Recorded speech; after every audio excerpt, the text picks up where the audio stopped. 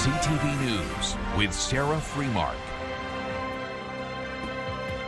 We are continuing to request for a state of emergency in the province of Ontario. Ontario big city mayors calling on the province for more mental health supports. Thank you for joining us. A strong message from Ontario's municipal leaders asking the province to step up to the plate when it comes to homelessness and mental health initiatives. Let's go to CTV's Luke Samard. He's been following this story and joins us live tonight with more. Luke. Well, Sarah, it's another shot across the bow from Ontario's city mayors at the province, saying we've done everything we can. Mayors in Ontario have had enough and are asking the provincial government for help when it comes to people battling mental health, drug addiction, and homelessness. We've invested major amounts of money on behalf of the taxpayers to clean up the streets. We've really looked at every lever to remove encampments. There are fundamental legal changes that need to take place on the provincial and the federal level to a lesser extent to allow for recovery to happen inside of our communities. Ontario big city mayors and regional chairs voted unanimously to ask the provincial government to review the Mental Health Act to allow for mandatory rehabilitation. The goal, compassionate intervention, declare a provincial emergency, expand addiction treatment and programming in prisons, and have a dedicated ministry with appropriate funding. This is phase 2 of the Solve the Crisis campaign. I think the message is very clear to the provincial government that this is a step that we need to take. We need to invest in facilities.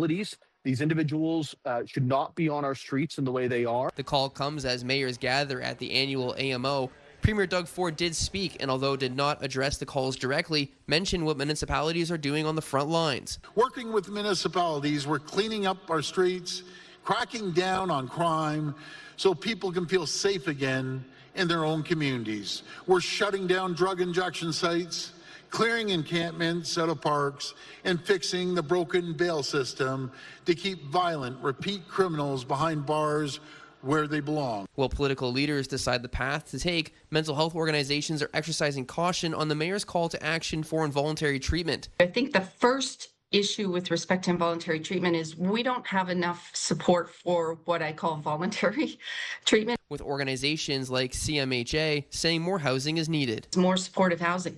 More ability to create space for individuals to get the kind of care and treatment that will take them off the street. And that will not happen overnight. I think we are all well aware that that is a long-term proposition because it involves both a lot of capital to build and operating dollars to be able to facilitate this in communities. That said, we need a plan and we need to begin. We're doing everything we can to the point where we have appointees of the provincial government coming down on municipalities and saying, if you continue to do what you're doing to clean up your streets, we will charge you personally as members of these councils and as individuals for trying to restore order on your streets. Big city mayors did meet with the Ministry of Health this morning and have had dozens of meetings with the Ministry of Municipal Affairs. CTV News did reach out to the Premier's office for reaction and were met with a list of ways the provincial government has been investing in mental health and addictions. Sarah? All right, that's Luke Samard reporting live for us tonight. Appreciate that.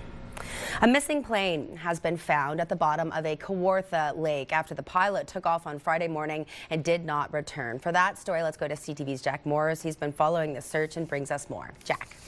Well, Sarah, at Queen Elizabeth II Provincial Wildlands Park at this hour, there are underwater recovery teams and shore teams looking for a body.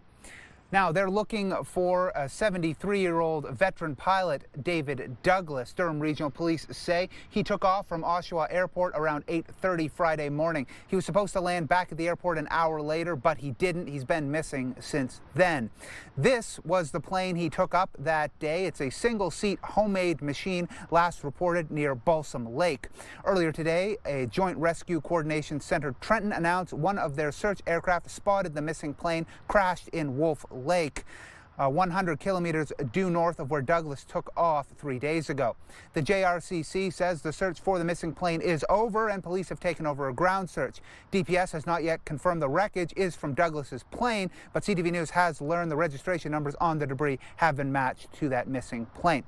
Now, Douglas himself at this time has not been found, but police divers are combing the bottom of the lake. A family spokesperson told CTV News today that the family is, quote, grateful to the community for helping in the search, and went on to say flying has been a passion for David. Sarah?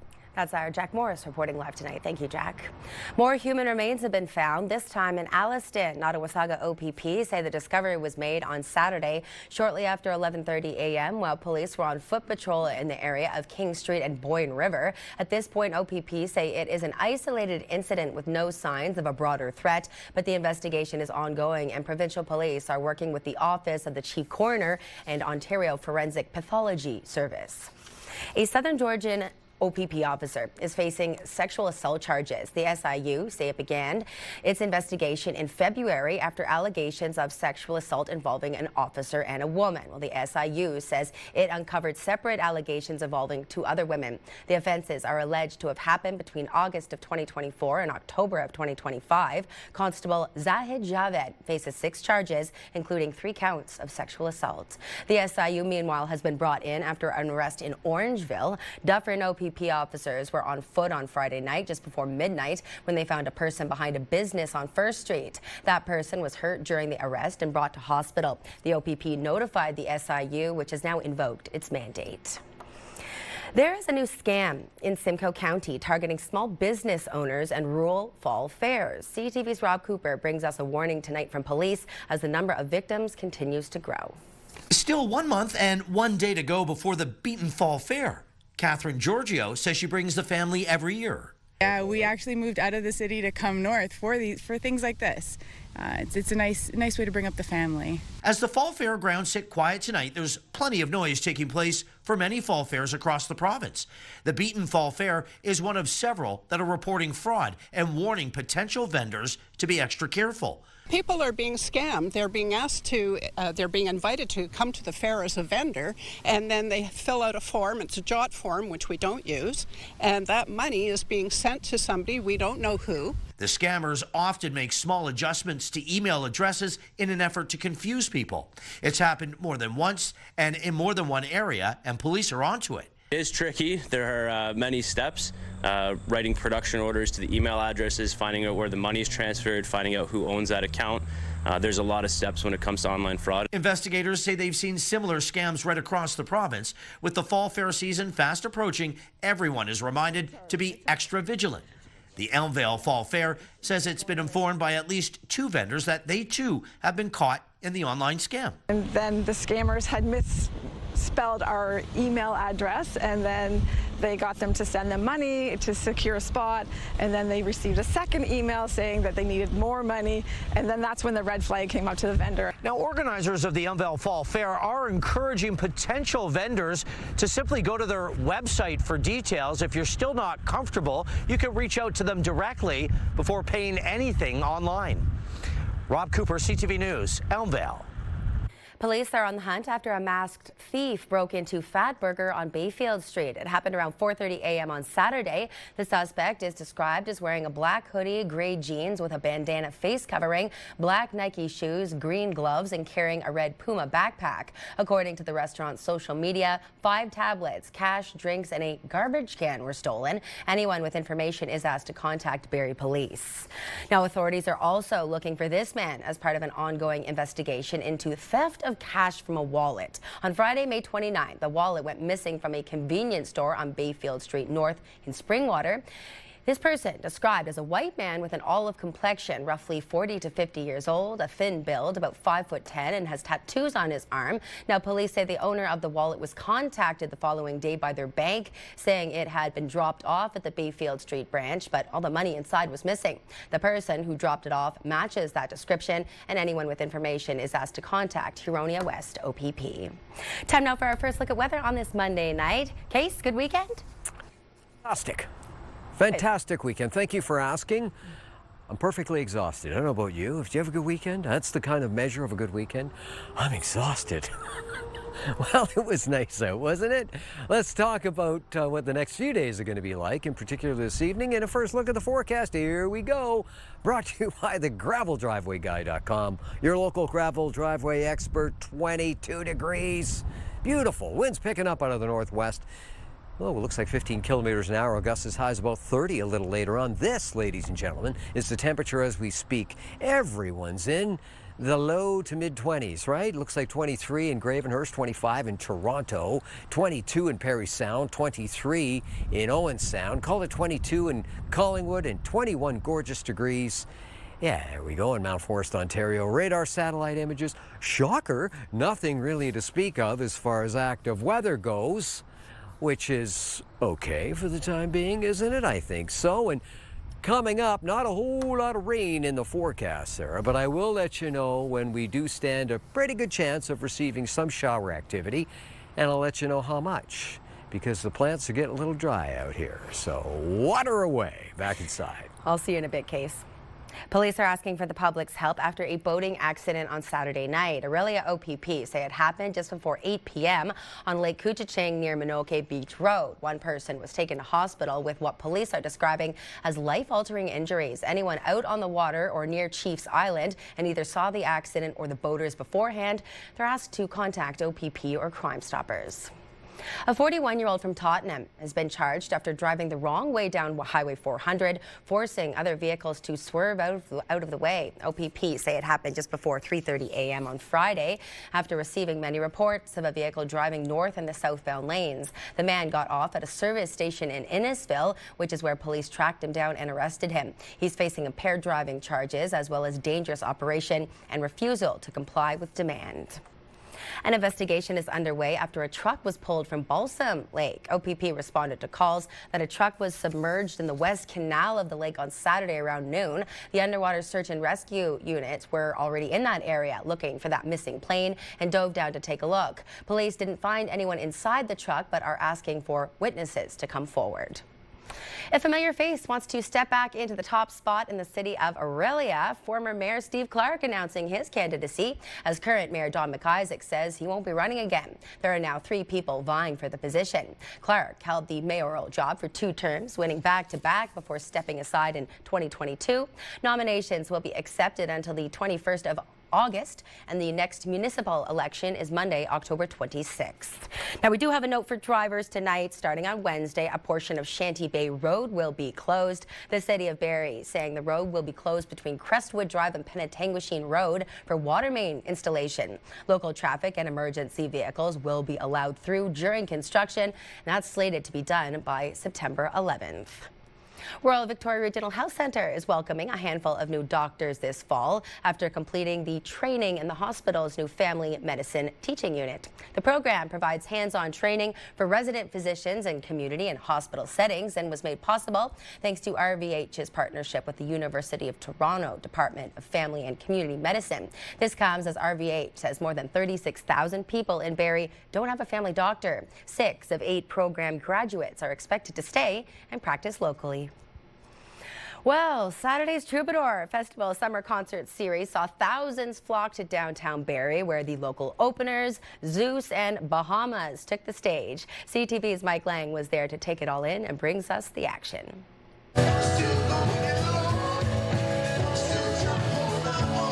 Bahamas bringing indie folk and alternative rock to downtown Barrie Saturday night. A packed Meridian Place, vibing to his top hits that included Lost in the Light, All the Time, and Trick to Happy.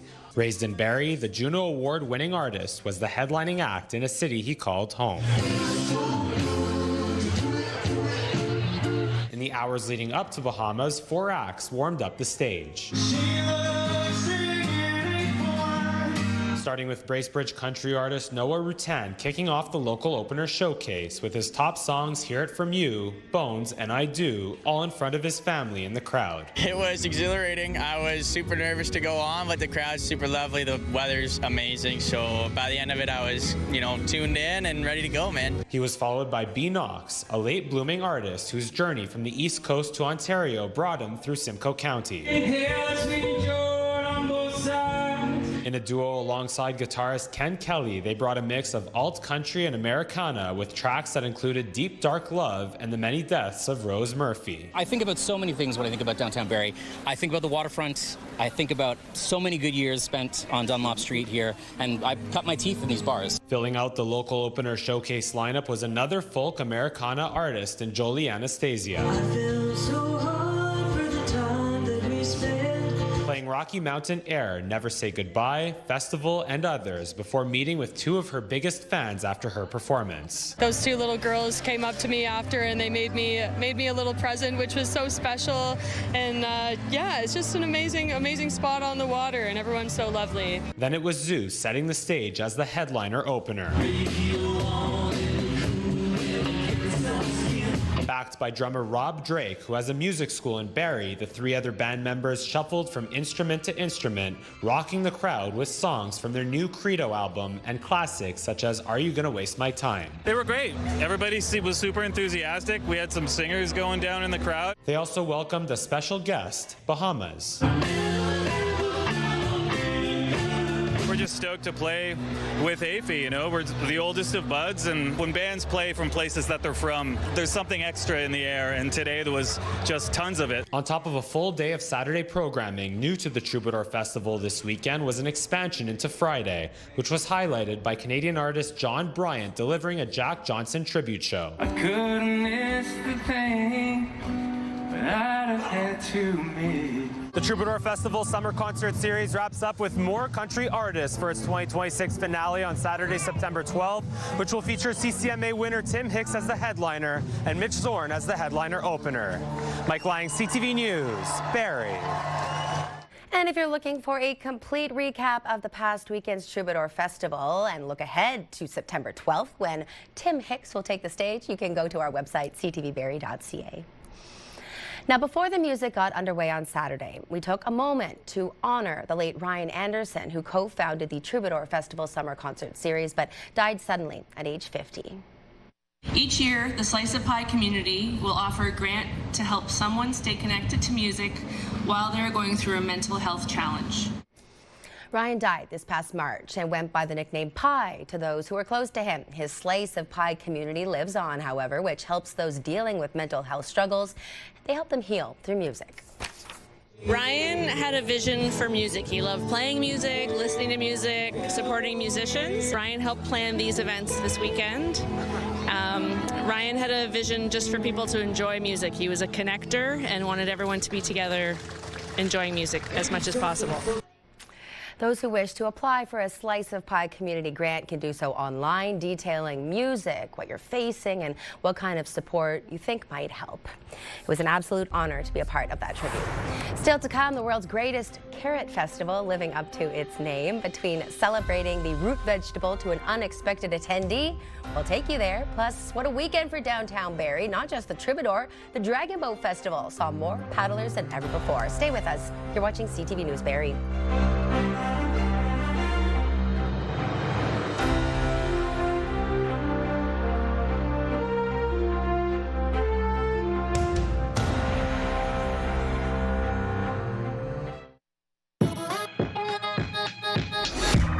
Every summer, our community comes together where rhythm resonates throughout the city and creativity fills the air. Local musicians share their stories in song, and thousands gather for free in the heart of the city.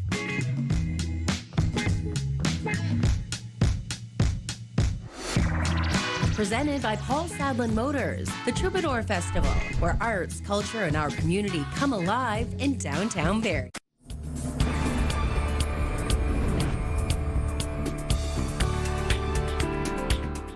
Thanks for staying with us. Thousands of people flooded into Bradford over the weekend for a lively street festival and a taste of the vegetable the town is most known for. Of course, that's carrots. They're from the Holland Marsh. It has one of the most rich soils in Ontario. So for many, many years now, the Holland Marsh has been one of the largest carrot and onion and other crops exporters in Canada. So this event is just to help support local farmers, local businesses. The look on the kids' faces, that's why. It's honestly, the families that come here, they're fantastic.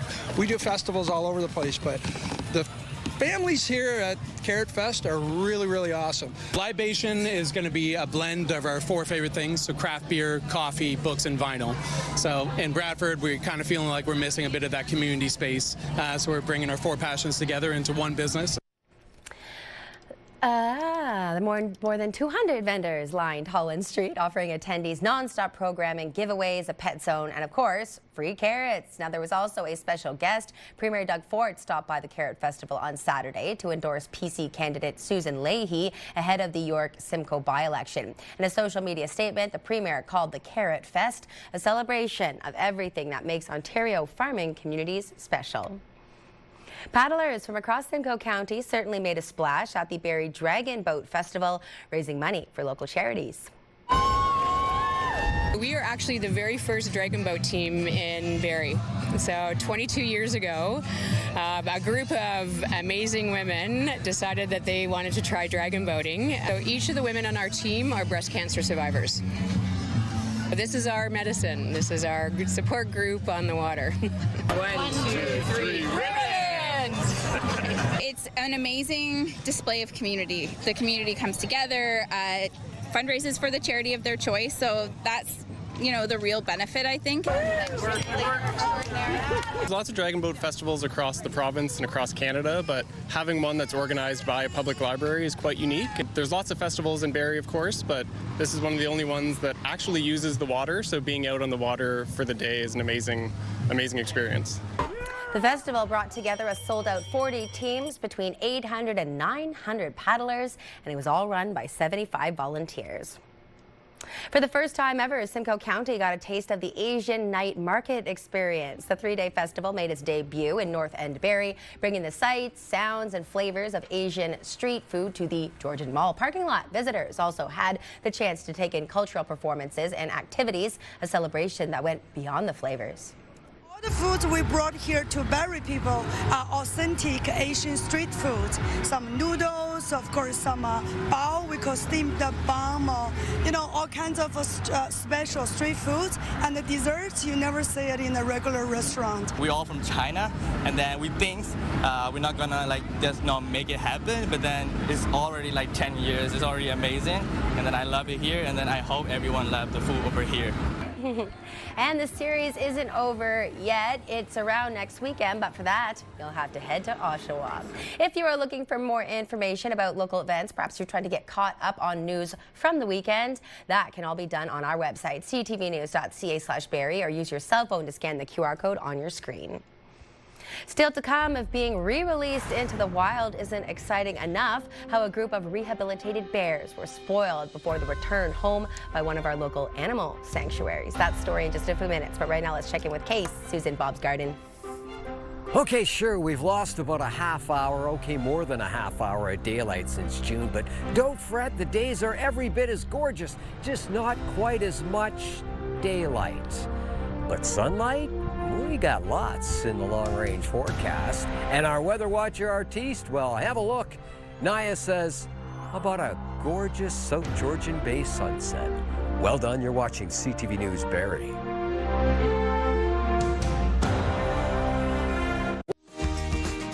Hi, it's Martin and Steph from Bounce 104.1. And this week on the show, we're giving away tickets to see the Road Apples at Casino Rama Resort. So make sure you're listening Monday to Friday from 5:30 to 10 for your chance to win. Picture this, brought to you by Bounce 104.1 and Pure Country 106.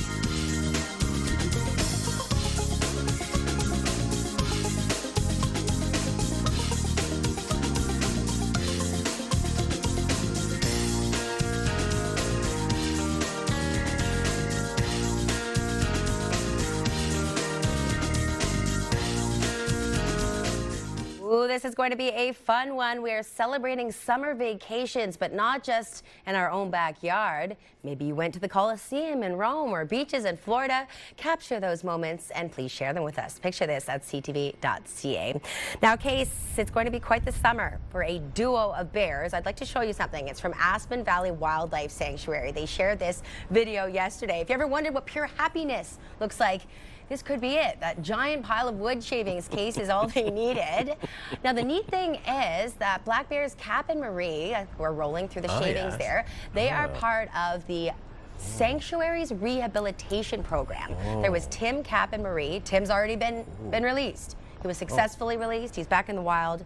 And Cap and Marie will soon be following in his paw steps, shall I say. Oh, I like that, yes. Sawdust everywhere. I'm sure they weren't let back inside after that. Everywhere for the sawdust. Clean up, clean up. Oh yes, that's going to take a while. Very nice indeed to clean up with some sawdust. Yeah, okay. Let's talk about the weather and see how Mother Nature's really cleaned up her act in the last little while. Oh, sunshine everywhere, gorgeous temperatures. Oh, I like it. This is a look at the temperatures outside your door, and we've thrown in the Humidex. Why not? We're friends. 26 degrees with the Humidex in Alliston, 25 in Newmarket. Looks like 27 in the Sunshine City of Aurelia, 27 in the Sunshine City. Okay, it's just lots of sun up in Parry Sound, not Sunshine City. And call it 24 degrees with the Humidex in Algonquin Park, where the wild things are, and I'm sure there's bears there. Maybe not so much sawdust. How about the almanac for today? 24 and 19. The high, the low, looks like a record 33.9 degrees. 1916, I know I keep coming back to this. What a summer it was of heat. Unbelievable. 4.4, record cool, 1866. Don't know much about that one. I must research. 13 hours and 53 minutes of daylight. The days are becoming quite a bit shorter.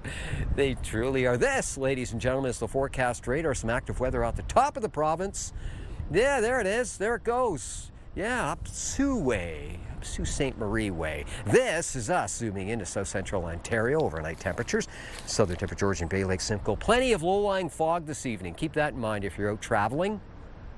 12, 14 degrees overnight. We're looking at predominantly clearing skies.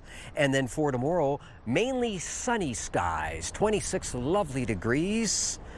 Yeah, it truly is lovely, isn't it? We're fast approaching dog days of summer, I might add. Orangeville, Bradford, Georgina, Newmarket, Richmond Hill, 12, 14, 16 degrees.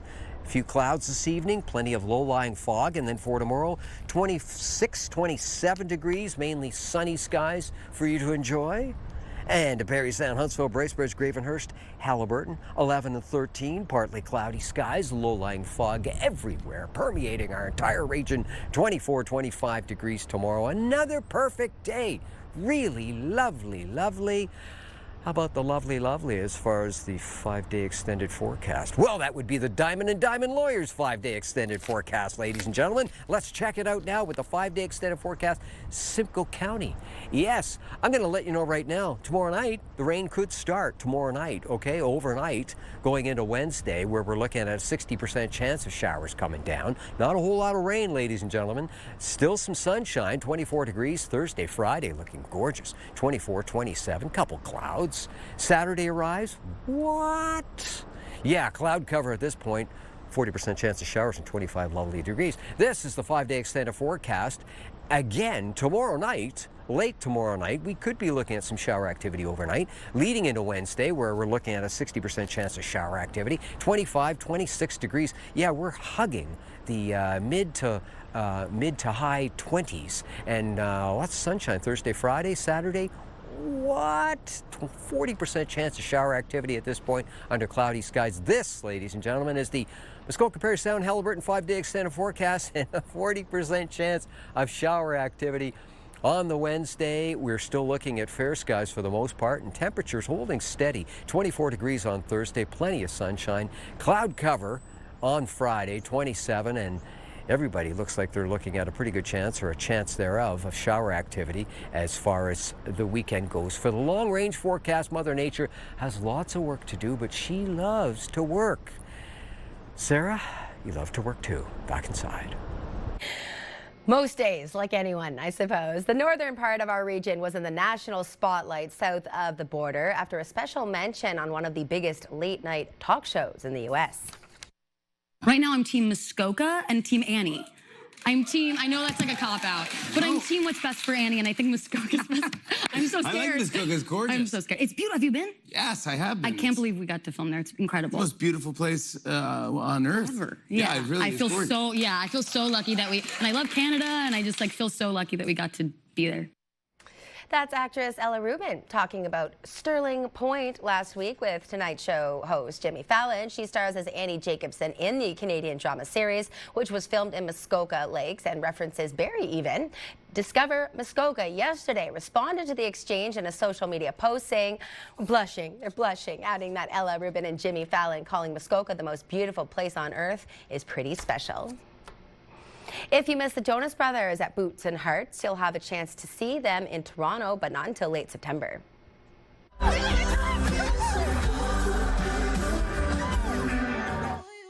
The band adding a stop at the RBC Amphitheatre on September 28th as part of the Burning Up tour all over again. Tickets go on sale on Friday. The Joe Bros were the headlining act for one night of Boots and Hearts at Burrells Creek about 2 weeks ago. And the entertainment world is mourning the death of Hayden Panettiere, best known for her roles in Heroes in Nashville. She passed away at the age of 36. Her father announcing her death in a statement last night, but didn't reveal a cause. She began her career in 1996 with roles in A Bug's Life and Remember the Titans. She rose to prominence with her role as cheerleader Claire Bennett in Heroes, and of course on Nashville as well. Still to come, no money, no bail. The changes the province is introducing for anyone hoping to get out on bail. Plus, we'll recap tonight's top stories. You're watching CTV News Barrie.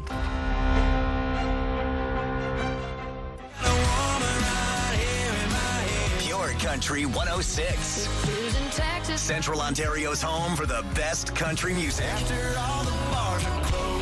Listen to Pure Country 106 on the free iHeartRadio app. Recapping our top stories, Ontario Mental Health and Addictions organizations responding today to Ontario Big City Mayor's call for action on homelessness. There are more than 1,400 encampments across the province, and close to 85,000 Ontarians experienced homelessness in 2025. That's nearly 50% more than in 2021. A new scam is targeting fall fairs in the region. A fraudster telling vendors to e-transfer money using a fake email address and then says the fees have been risen and more money is needed. OPP is responding people to make sure to contact the fair directly to secure a spot. And after a lengthy search, the Joint Rescue Coordination Center has found a missing plane in the Kawartha Lakes region in Queen Elizabeth II Provincial Park. The aircraft and its 73-year-old pilot were reported missing on Friday. Starting today, cash deposits are required for people who are granted bail in Ontario courts. But there are concerns the move will create a two-tier justice system, separating those who can afford to pay for their freedom and for those who can't. CTV's John Woodward has more on the changes. He's already out there. That's not going to be a problem. Last year, the self-styled cocaine lawyer Deepak Paradkar was arrested on allegations he acted as a fixer for former Olympic snowboarder and alleged drug kingpin Ryan Wedding. He's fighting extradition to the U.S., and a Superior Court justice allowed him released on the strength of a pledge that if he fled, he, his wife, and wife's cousin would have to pay up to $5.25 million, one of the largest bail amounts in Canadian history. Ontario's new rules might have meant Paradkar would stay behind bars for a while longer, requiring not just a pledge, but the $5 million in cash up front. The government says this makes consequences of a breach immediate. Right now, the government has to pursue the debt. People deserve to feel safe in their homes, at work, and in their daily lives. They deserve to know that when someone is released on bail, the conditions attached to that release are taken seriously. The new rules take effect Monday, applying to bail amounts big and small, and that's where critics say the law is a violation of Canada's Charter of Rights because it treats people differently depending on their income. It's creating a two-tiered system. If you have money, you can get out of jail. If you don't, you're stuck. Other concerns: it could add more people to Ontario's overcrowded jails and create court paperwork for every bail case instead of just those who breach. This is, again, solving a problem that doesn't exist and just going to create absolute administrative havoc. Upfront cash bail is the law in many American jurisdictions, and not worth following here, say those who are readying that charter challenge. The law changes what has been the status quo for about over 50 years, where cash bail is very much the exception and not the rule. Ontario's government in the midst of a $3 billion jail expansion to provide 2,500 more jail beds. Critics don't want those beds occupied by people who just can't afford to leave. John Woodward, CTV News, Toronto. A restricted fire zone is now in effect in parts of northern Ontario because of increased wildfire activity and extreme fire hazard. The measure has been implemented in the northwest region and a small area of the northeast. It will remain in place until further notice. The latest information from the Ministry of Natural Resources shows 84 active fires in the northwest region as of 6 o'clock last night. 7 were out of control, but there were no new wildfires. In the northeast, meanwhile, 2 new fires were confirmed as of 6:15 p.m. on Sunday. 1 had been put out, the other is under control. There were 45 active wildfires in total in that region. Consumers across Canada are continuing to feel the pinch at the grocery store. CTV's Paul Hollingsworth went shopping to see how far your dollar will go right now.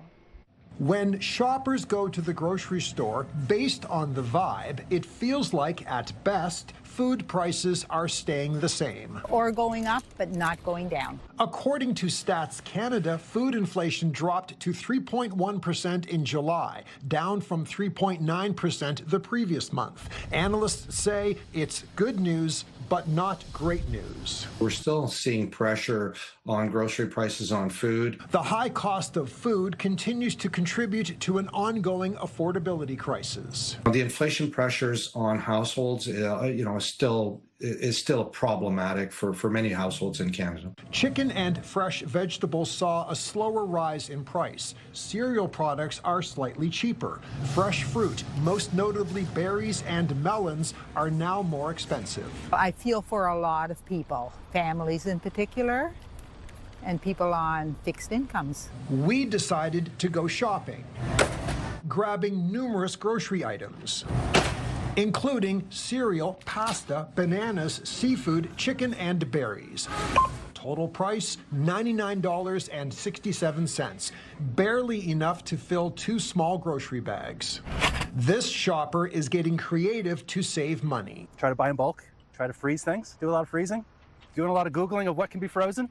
For how long? Many shoppers tell us they are resigned to paying a lot for groceries, and when prices go down a bit, it doesn't even get noticed. It has forced them to shop around for better deals, be selective, and only buy the essential items they need.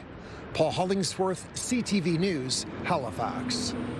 Turning to business news, the annual rate of inflation rose to 3% in July, largely due to higher gas prices. Inflation had dropped to 2.8% in June as the U.S. and Iran worked toward a peace agreement and the ongoing war. However, renewed fighting last month pushed global fuel prices up again. Statistics Canada says customers also spent more on airfare and travel tours, but there was some relief at the grocery store. Food prices increased by 3.1% in July, down from 3.9% in June. Why don't we go ahead and take a look at the markets on this Monday? The TSX was down 62 points, the Dow was down 272, and the Nasdaq was down 84. And commodities, oil was down, closing at $84.50 a barrel. Gold was up, finishing at $4,473 an ounce, and our dollar was up, ending the day at 72.12 cents U.S. Turning to sports now, the Barrie Baycats were busy with back-to-back games this weekend. After losing to the London Majors at home on Saturday, they were on the right side of another high-scoring affair against the Panthers yesterday. That was in Kitchener. Runners on the corners, swinging away 1-0, flies it to deep left field. Giving chase is Lawson, and that's off the bottom of the wall.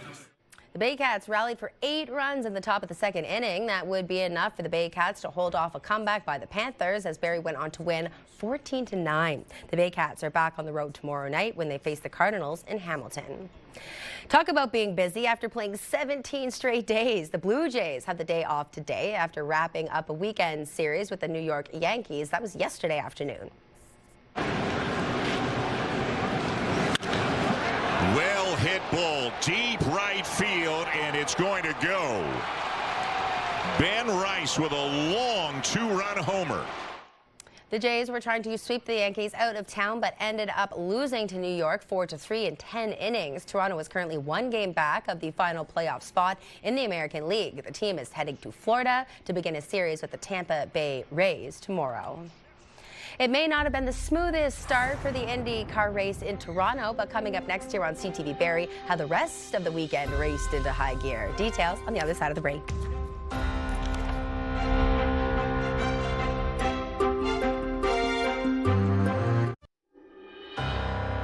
Time now to take a look at your Monday night primetime lineup. Back-to-back episodes of Suits starting at 8, followed by Criminal Minds at 10 and CTV News Barrie at 11.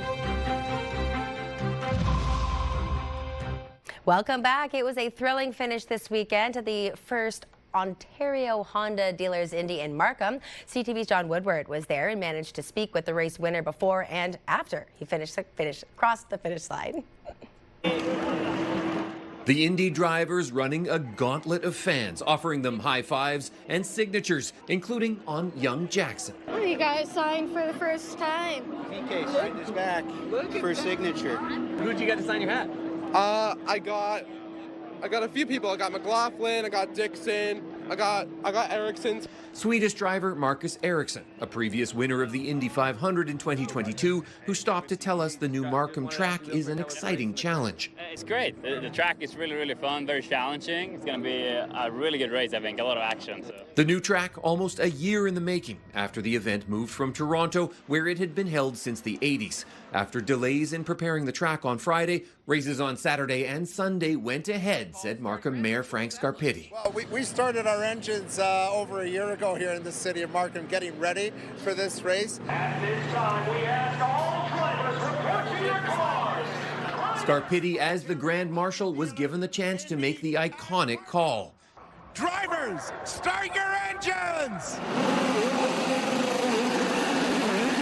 And the drivers were off. Those in Ericsson's pit crew watching closely. None of these cars go anywhere without a pit crew. This is pit lane. This is where a team of mechanics and technicians service these cars, often in just a matter of seconds. There were 4 or 5 teams here last night till almost midnight, and we were one of them. Ericsson's pit coach Chris Snyder prepping his crew for something new. New track, there's just a lot of variables up in there. You don't know how this thing's going to flow. Towards the end of the 90-lap race, it was Ericsson who slipped into the lead, the others trailing, and then Ericsson wins on the streets of Markham. The affable Swede talking about Markham's new track in the press conference after the race. I love the track from the first lap. It's a tricky challenge as well because it's very easy. You get a little bit wrong, and there's no margin for error. As Markham's first Indy crosses the finish line. John Woodward, CTV News, Markham. Case, I once raced a car for CTV Morning Live in Ottawa at the Calabogie Speedway. But my issue is every time that it would start moving too quickly, my first reaction was to close my eyes, which of course is the last thing that you want to do when you're behind the wheel. Close your eyes. For all the officers watching this right now, if I accelerate, I close my eyes. Yeah. Very good. Not for me, not cut out for that. But before I let you go tonight, there were a few things I wanted to note. There are a number of things being highlighted today. It's National Pineapple Juice Day. Let me know if any of these really speak to you. National Nonprofit Day, National Thrift Shop Day, which is my favorite. Yeah. And finally, last but not least, National I Love My Feet Day. What do you think? No, I was hoping there was going to be a hat in there somewhere, but I had all these hats I was wearing today. You never said a word. A different hat every time I came on. You never said a word. So that means I get the last word with the Get Up and Go forecast. So let's go with it. Let's take a look at the Get Up and Go forecast. First thing tomorrow morning. I think you're going to be happy. First thing we're looking at, there you go, Barrie, Newmarket, and Gravenhurst. 15 degrees, mostly sunny skies in Barrie. Lots of sunshine, nothing but sunshine in Newmarket, and it looks like predominantly cloudy skies in Gravenhurst with a temperature of 14 degrees at 7 a.m. Sarah, back to you. I'll have to be more observative moving forward. Before we let you go tonight, I'd like to take a special moment and just thank everybody that came out for the Troubadour Festival on Saturday. It was a sold-out crowd. There were over 4,000 people there. It was such a positive night, really good vibes, great music, and it's just been an absolute pleasure to be a part of that. So thanks, everyone, and continue to support. I'm Sarah Freemark. Thanks for starting your weekday with us. Good night.